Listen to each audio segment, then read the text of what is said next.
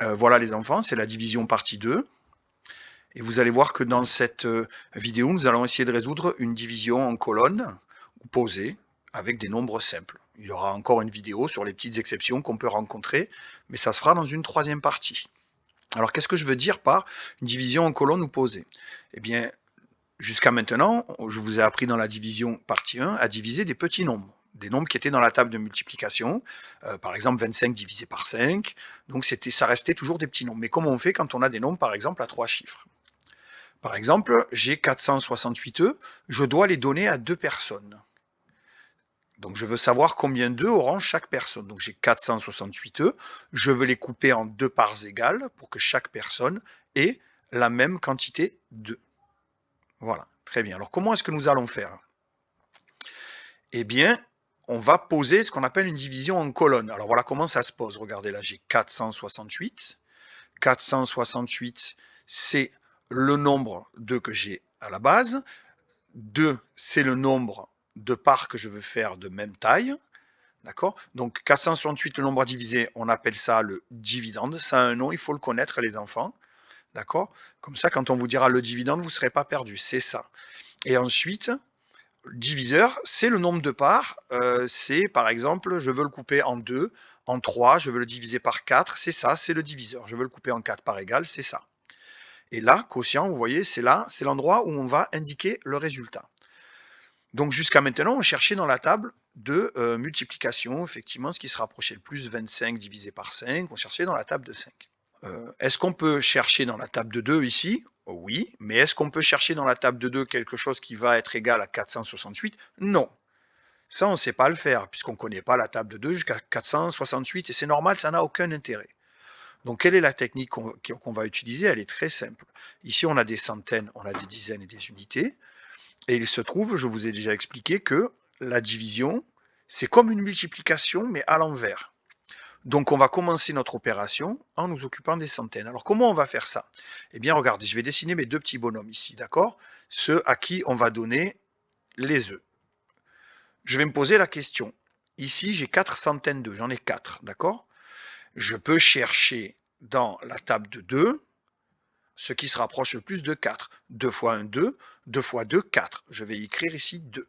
Ce qui veut dire que chaque personne aura 2 paquets d'une centaine d'œufs. Regardez. 100, 100 pour chaque personne. Donc que se passe-t-il? J'ai donc distribué 2 paquets de 100 à chaque personne, et comme on peut le constater, j'ai bien distribué les 4 centaines que j'avais au départ. 1, 2, 3, 4. Donc ce que je fais, c'est que je vais dire 2 fois 2, 4, j'ai bien distribué mes 4 centaines, je vais les enlever pour dire je me suis bien occupé des centaines, 4 moins 4 c'est égal à 0, donc elles sont distribuées, je n'ai plus besoin de m'en occuper. Maintenant, je vais distribuer mes dizaines. Alors comment on fait? Eh bien, je vais descendre mes dizaines ici, à côté du 0. Et il faut les descendre, c'est très important. Je vous expliquerai tout à l'heure pourquoi. Là, par exemple, j'en ai 6, vous voyez? Eh bien, je vais chercher dans la table de 2 ce qui se rapproche le plus de 6 sans le dépasser. 2 fois 1, 2. 2 fois 2, 4. 2 fois 3, 6. Donc, ce qui veut dire que si j'ai 6 dizaines, si je les coupe en 2 parties égales, chaque personne en aura 3. Je vais représenter les dizaines par des petits triangles. D'accord? Ça, c'est 10. Donc là, j'en ai donné 3 à chaque personne. 3 fois 2, 6. Est-ce que j'ai distribué mes 6 dizaines? Oui, vous voyez, 1, 2, 3, 4, 5, 6. Donc là, je peux dire, j'enlève les 6 dizaines que j'ai distribuées et il m'en reste 0. D'accord? Et maintenant, j'en ai 8. J'ai 8 unités. Eh bien, je vais les descendre de la même façon. Et je vais chercher dans ma table de 2 ce qui se rapproche le plus de 8 sans le dépasser. 2 fois 1, 2. 2 fois 2, 4.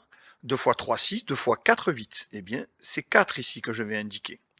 Donc, si j'ai 8 unités et que je les coupe en 2 paquets, d'accord, je ferai 2 paquets de 4. 4 fois 2, 8. Alors, voilà mes unités. Et est-ce que j'ai bien distribué toutes mes unités? J'en ai distribué 2 fois 4, 8. Regardez, 1, 2, 3, 4, 5, 6, 7, 8.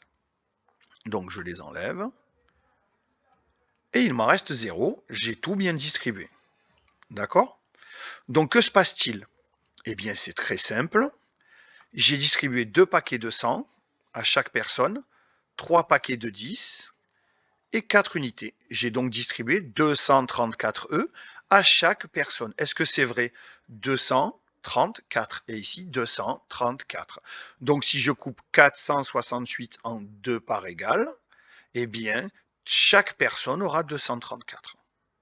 D'accord? Comment est-ce que je peux vérifier si je me suis trompé? Eh bien j'ai fait 2 parts égales de 234. Donc si je prends 234, pardon, et que je le multiplie par 2, je devrais retrouver 468. 2 fois 4, 8.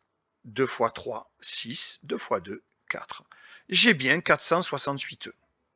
Bon ben voilà les enfants, dans le dernier exemple, quand on a divisé, à chaque fois on a eu la chance de tomber sur des nombres qui faisaient partie de la table. C'est-à-dire on avait 4, on le divisait par 2, c'était 2 fois 2, etc. etc. Mais ça ne va pas toujours être comme ça. D'accord? Donc on va voir la technique qu'on doit utiliser quand en fait on se trouve avec des nombres qui ne sont pas dans la table. Je vous donne un exemple. On a 492 bonbons, on doit les donner à 4 personnes, c'est-à-dire qu'on doit faire 492 divisé par 4. Et on se pose la question de combien de bonbons auront donc chaque personne. C'est ça en fait que ça veut dire. Alors, comment pose-t-on la division en colonne? Ben, toujours pareil. Vous voyez, on a 492 qui est notre nombre à diviser, ou ce qu'on appelle le dividende, et on a 4 qui est le diviseur, soit le nombre de parts.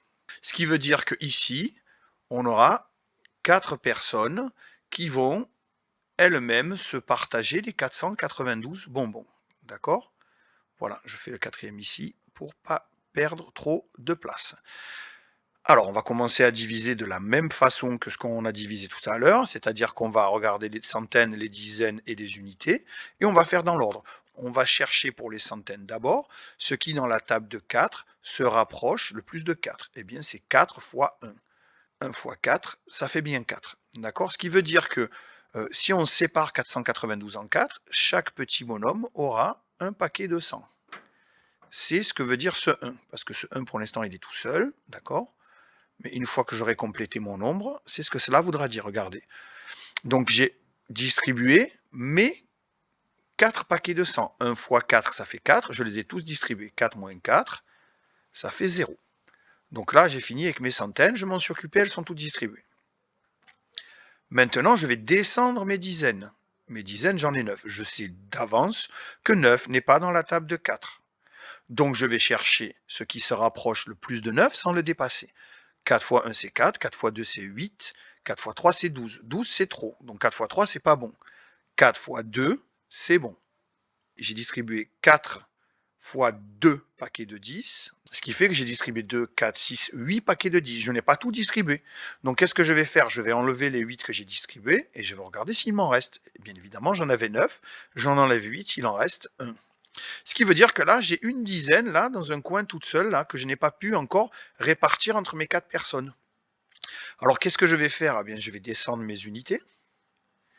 Et là, je vois que j'aurai une dizaine et 2 unités, ça fait 12. Voilà ce qui me reste à répartir. Alors, qu'est-ce que je vais faire? Ben, je vais considérer que c'est un seul et même nombre, c'est-à-dire, je vais en avoir 12. Et ces 12-là, c'est ces 12 que je vais essayer de couper en 4, d'accord? Et je vais chercher 12 dans la table de 4. Eh bien, 4 fois 1, 4, 4 fois 2, 8, 4 fois 3, 12. Eh bien, c'est super. Ce qui veut dire que si j'en donne 3 à chaque personne, d'accord? 1, 2, 3, 1, 2, 3, 1, 2, 3, 1, 2, 3. Eh bien, j'aurais distribué à tout le monde les 12 que j'avais besoin de distribuer. Regardez. 3, 6, 9, 12. 4 fois 3, 12. Donc, je vais enlever les 12 que j'ai déjà distribués. Est-ce qu'il me reste des choses à distribuer? Non. Je peux vérifier de la même manière si je ne me suis pas trompé, puisque j'ai fait, regardez, 4 paquets de 123, 100, 23, 100, encore 23, 123, 123. Donc si j'ai 4 paquets de 123, si je les remets à l'origine dans une seule et même boîte, je devrais retrouver les 492 que j'avais au départ. Donc on va écrire 123 multiplié par 4, et normalement, le résultat devrait être 492. 3 fois 4, 12, je pose 2, je retiens 1. 4 fois 2, 8 et 1, 9. 4 fois 1, 4. Et bien voilà, j'ai donc réussi à faire ce que je voulais faire. J'ai bien divisé 492 par 4, et donc chaque personne a bien 123. Voilà les enfants. Maintenant, on va essayer de faire un petit exercice. Et cet exercice, vous allez essayer de le réaliser tout seul. Alors, je vais vous donner ce nombre. Ce nombre, c'est 3729 que je vais vous demander de diviser par 3. Je vous ai déjà inscrit la division de la manière dont elle doit être posée. Alors, ne vous inquiétez pas si vous voyez qu'ici, il n'y a pas seulement des centaines, mais des milles, puisque cela va fonctionner de la même façon, sauf que vous allez commencer par les milles, c'est tout. Vous allez d'abord vous occuper des milles, ensuite des centaines, ensuite des dizaines, ensuite des unités. Et s'il y avait des nombres en plus, là, des chiffres en plus, eh bien on commencerait le plus à gauche possible. Donc vous voyez, pas d'angoisse, c'est exactement pareil qu'avec un nombre à 3 chiffres. Vous commencez tout à gauche, c'est-à-dire ici par les milles. Voilà, je vais vous laisser faire cet exercice tout seul et pour ça, je vais vous demander de faire pause dans 3, 2, 1, pause. Donc voilà les enfants, si vous avez remis la vidéo en lecture, ça veut dire que vous avez très certainement fini le calcul et nous allons essayer de le corriger ensemble. Donc, comme je vous ai expliqué tout à l'heure, pas d'angoisse. On avait vu jusqu'à maintenant que des nombres à 3 chiffres, mais avec un nombre à 4 chiffres, ça marche exactement pareil. La seule différence, c'est que on va commencer par les milles ou les milliers et non pas par les centaines. On commence toujours le plus à gauche possible. D'accord? C'est le contraire d'une multiplication où on fait unité, dizaine, centaine, milliers. Là, on va commencer par les milliers et on va aller dans l'autre sens. D'accord? Donc, qu'est-ce que je vais faire? Je vais commencer par regarder dans la table de 3 ce qui se rapproche le plus de mon 3 des 1000. Eh bien, c'est 3 fois 1. 3 fois 1, c'est 3. 3 fois 1, c'est 3. Donc, ce qui veut dire que là, je vais enlever 3. D'accord? Ça veut dire que chaque personne, si je coupe 3729 en 3, aura au moins un paquet de 1000. 3 fois 1, c'est 3. Je les ai distribués tous les 3. 3 moins 3, ça fait 0. Maintenant, je vais m'occuper de mes centaines. Je les descends, j'en ai 7. Je sais que 7 n'est pas dans la table de 3. Je sais que 3 fois 1, ça fait 3. 3 fois 2, ça fait 6. 3 fois 3, ça fait 9. Ah, je ne peux pas utiliser 9 parce que c'est trop grand, j'en ai que 7. Par contre, 3 fois 2, c'est bon. Je prends celui qui est le plus proche sans me dépasser. 3 fois 2, 6, c'est bon. Donc là, j'écris 2. Et je sais que j'ai distribué 2 fois 3, 6, donc je peux les soustraire. 7, j'en ai utilisé 6, il m'en reste 1. Je vais maintenant descendre les dizaines. Les dizaines, j'en ai 2, mais il me restait un paquet de 100. Donc en tout, j'ai ce nombre-là qui est 12, et c'est ce nombre-là que je vais essayer de répartir et de couper en 3. Donc je vais chercher dans la table de 3 ce qui se rapproche le plus de 12 sans le dépasser. 3 fois 1, 3. 3 fois 2, 6. 3 fois 3, 9. 3 fois 4, 12. J'ai donc distribué mes 3 fois 4, 12, donc je peux, hop, les soustraire, il m'en reste 0. Et maintenant, j'ai mes unités que je vais pouvoir descendre ici, j'en ai 9. Donc je vais chercher dans la table de 3 ce qui se rapproche le plus de 9. 3 fois 1, 3, 3 fois 2, 6, 3 fois 3, 9. 9, c'est ce que j'ai distribué sur mes unités, je les ai distribués en faisant 3 paquets de 3, 3 fois 3, 9. Je peux les enlever, et donc j'ai bien tout réparti. Ce qui veut dire que là, quand j'ai divisé 3729 par 3, j'ai fait 3 paquets de 1243.